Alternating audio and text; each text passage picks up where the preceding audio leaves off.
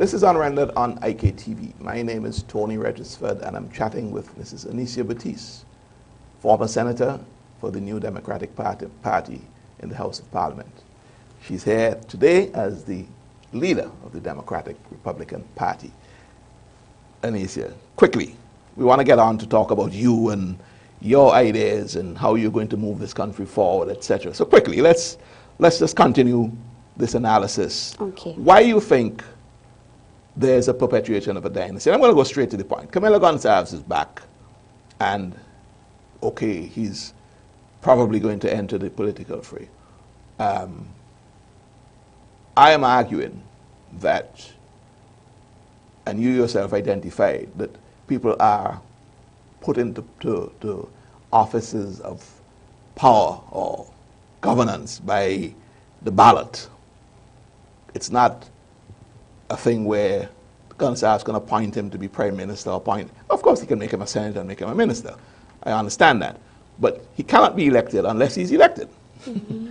So how can Gonsalves perpetuate a dynasty? So I said it seems as though there's an interest in perpetuating a dynasty, and I say that because you have to remember that historically there are comments on record from the Honorable Prime Minister where he would have expressed that desire. I think, if I recall well, it was just after he had won the last elections and they were having their victory celebrations at Argyle, and he made a comment to the effect that, with reference to the airport project, that what David didn't finish, Solomon would complete. Yeah. And it was made more than once, and persons immediately recognized that to be his expression of the fact that he would like to see his son as Prime Minister after him. Funny enough, yes, I really do not make that linkage. In that utterance, I read that as something else. I do not ignore it. It's a historical fact, and it perhaps is his wish, and he's free to wish that. And as you have identified, the gentleman is also free to get into the race and to run like everybody else, and to hope that the people gives him the support. What if he comes and joins your party? Will you accept him?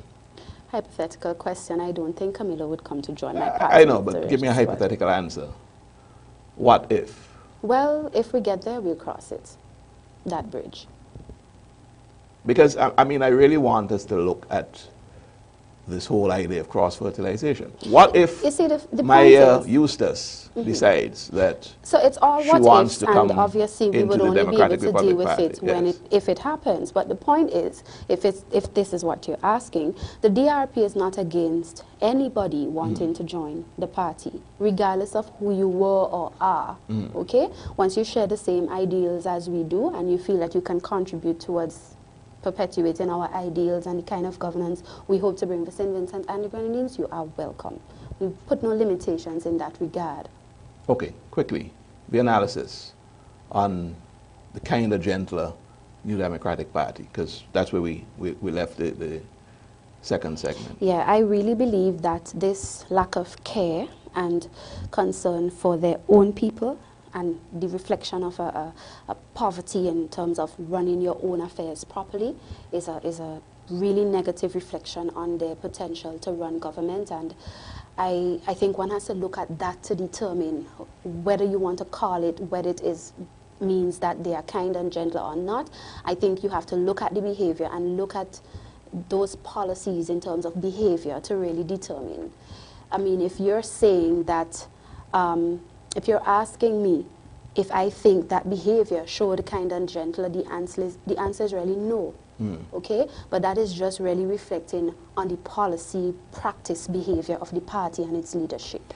People are skeptical about you, Anicia, and your strong religious beliefs. You, at no time are you afraid to stand up behind what you believe.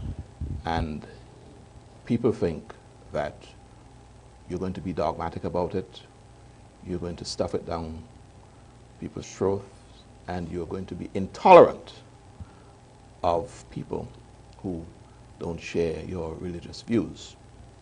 How can you assure Vincentians that this is not the case?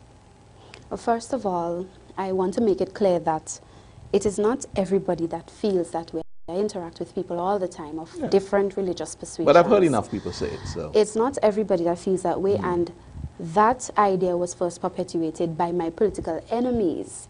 And so it is really part of their propaganda machine to try to paint me as unfit for governance. Right.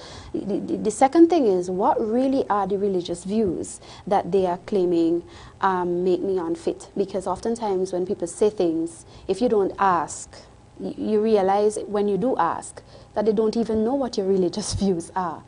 So when answering this question, I'd rather, maybe, I don't know, give me an example of a religious belief that I have that somehow will be a danger to people, because let me be specific. What really are people asking about? Let me be specific. Those who say so. Let me be specific on on one count. The Thusian, of which you are a part. Yes. I have heard many radio broadcasts from the Thusians chastising and beating up on the Roman Catholics, the Pope, etc. So, and I'm not being judgmental here. I'm not saying the views they expressed are wrong or right. What do you mean when you say chastising and beating up on the Roman Catholic Church? Criticizing very strongly. Okay. Okay, the practices of the Catholics, the Roman Catholics. Okay. And almost demonizing the Pope, for that matter. Okay, I've literally heard it myself. I would rather you say what you mean. And, well, I just said it, demonizing. And there is a sizable population of Roman Catholics here. How can they feel comfortable knowing that you are a Thusian and you're wanting to lead this country, and you're going to somehow be able to separate those views of them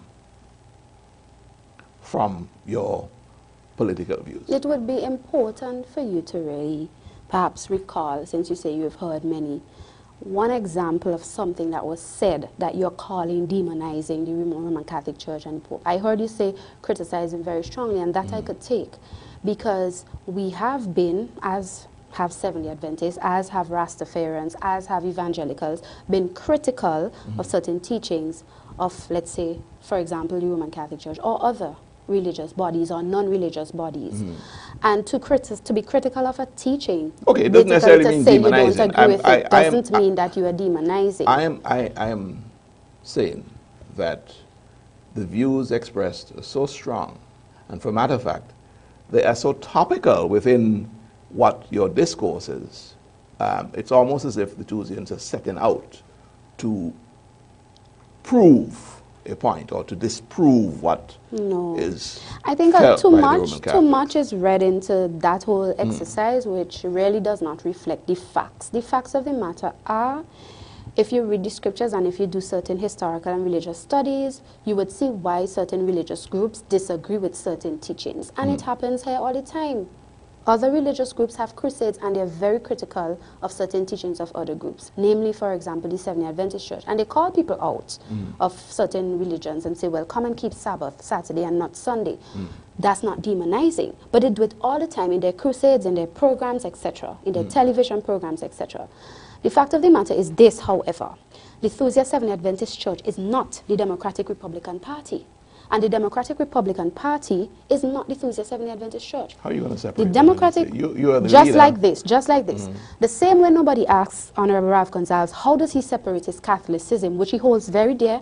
He has gone to Mount St. Benedict. He has written a book on it. I've never even written a book on my religion. Hold on. Let's be fair here. Yes. If he is so passionate about his religion, he can talk about it, he can pray about it, he can encourage people. He has members on his cabinet who are of different religious persuasions. The NDP has members who are of different religious persuasions and have governed with members of different religious persuasions, but they have all governed. The issue is governance is not about religious sectarianism. Governance is not about what your religion is. Governance is about being able to protect the rights and freedoms of the people. And none of my detractors, none of the propagandists can ever say that I have done anything as a senator, done anything as a communications manager in the Ministry of Tourism, which were part of governance, that showed that I did not respect the rights and freedoms of the people. My question to you is that, would you, and I'm going to go to the Roman Catholics again, would you have a staunch Roman Catholic as part of your team? Since governance is about rights and freedoms and not about religious sectarianism, then it doesn't matter if you're Catholic, Baptist, Pentecostal, Adventist, Evangelical, Rastafarian, no religion, anybody could be a member of the DRP, and as long as you pass the relevant tests and scrutiny to be a candidate, you can be a candidate. Do you know that when I announced this party last year, one of the constitutional principles I read out, I adapted it from the US Constitution, and it pretty much says that there will be no religious test required to determine membership or candidacy for the DRP. That is a part of the US Constitution also. You bring me to another... No religious test. You bring me to another question, and I know the time is running on. You bring me to another question. A government led by the Democratic, or government of the Democratic Republican Party led by Alicia Batiste. Yes. What would be your take on religion teachings in school? Because, you know, that's a global topic, and you know, one's talking about exercising tolerance and being able to accept that there are different views. We're talking within the Christian faith here. I mean, we're not even talking about Islam and Hindus and that sort of thing. So, so there's even a more diverse perspective to this whole conversation. What and how tolerant would a DRP be, or would you be insisting on the whole notion of religious teachings and Christianity in particular in schools? Well, first of all, the DRP will uphold the Constitution of St. Vincent and the Grenadines. And Section 9 of the Constitution of St. Vincent and the Grenadines guarantees freedom of conscience of every single person. Do you know there's even a subsection which says that a student in school should not be subjected to religious teachings that are not in harmony with the religious teachings of his own? There's actually a section in the Constitution that says that. In other words, in as much as there is the practice of prayers and assembly, etc., in schools, traditionally, it is not mandated by law, because that would be unconstitutional. And the DRP, being pro-constitution, being all about the rights and freedoms of the people, we will ensure that the constitutional protection of freedom of conscience of all peoples, including children in schools, is respected. And that would mean that there would be no mandatory Bible reading or anything like that. Let them continue with their tradition. Those who don't want to, for example, a child who's a Rasta and who doesn't want to participate, constitutionally he doesn't have to. It's right there in our Constitution. You can check it out, Section 9. Right? And we will continue to support that constitutional freedom, because we don't want to infringe upon anybody's constitutional rights and freedom. And to push the envelope even further, because as you said, the Constitution does not make us all Christians. It makes us... Gives you freedom of conscience. Gives you freedom of conscience. Protects your freedom of conscience so that was given by God. What God is implicit in this. What about people who do not believe in God? Where do they... But that's the point. Where when do they you read the section, fall? It says nobody shall be hindered in the practice, etc., etc. So if you don't have a view that is conforms to the idea of God, like let's say that the Christian has, or you don't have to. Nobody can force you. It's a matter of conscience, freedom of conscience, and you're not supposed to be prosecuted by some law because you think or have a different opinion or different belief. As long as in your practicing of whatever you believe or don't believe, you don't infringe upon another person's freedom to practice their religion, then you're doing nothing wrong according to the law. Could I be a member of the DRP if I was not Yes, Tony, you could be a member of the DRP if you were not a believer of God. Could I become your deputy even? If you qualify. So you see the root of but you these see that qualification is what no, when I speak of qualify, I said it before when I talked about if you agree with the policies of the party and the way forward for the governance of the country. You see, the root of the these policies has questions, nothing to do with your religious belief. No, that's the point. The root of these kinds of questions presupposes that governance includes religious sectarianism, that it's about that. But I'm making a point. Governance, political governance in a country is not about religious sectarianism. So it never factors into whether or not you believe this or that religiously to determine if you can qualify to serve politically. And that is the root of the question. The root of the question really is trying to give you the opportunity to dispel what people may be thinking. You see, the fact is, Tony, you know, in reality, it's already dispelled. Because we have governments that have served and are serving with different kinds of religious persons. But you see, the propagandists and my detractors have tried to use that to make me look unfit. But when you compare with everybody else who's practicing their religion and still governing, it doesn't add up. It shows that it's a direct attack on me to try to make me look a certain way. But it's never an issue when you compare with the others. Let me give you an example. The New Democratic Party has a social, spiritual, and redemption charter, right? Yes. Social, spiritual, and redemption charter. Yes. And in that charter, 2 points in it say, and I quote, encourage prayer. They're saying this is what they would do if they were to get into governance. Encourage prayer. At school, prayer and pledge to be recited daily.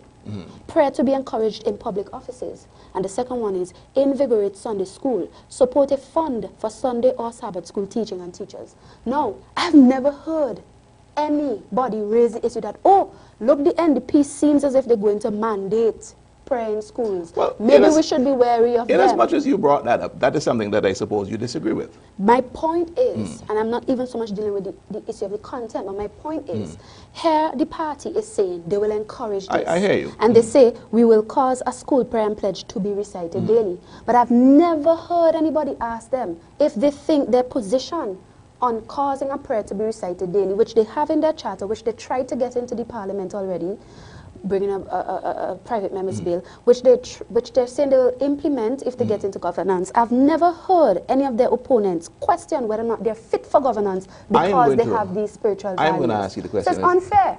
I'm going to ask you the question as much as you brought it up. Okay. Is that part of the charter progressive or not progressive? It would not be progressive if you mandate it. Okay. If you say encourage prayer, that's okay. It's done already, as a matter of fact. But if you mandate it by any kind of law or rule, then it borders into infringing upon the freedom of conscience right, which is in the Constitution. We've overrun seriously this segment here. We have one segment to come. I want to talk about some social issues, crime, etc. when we come back to the last segment. All right. This is Unrendered on IKTV. My guest is Mrs. Anicia Batiste, the DRP leader. More when we come back.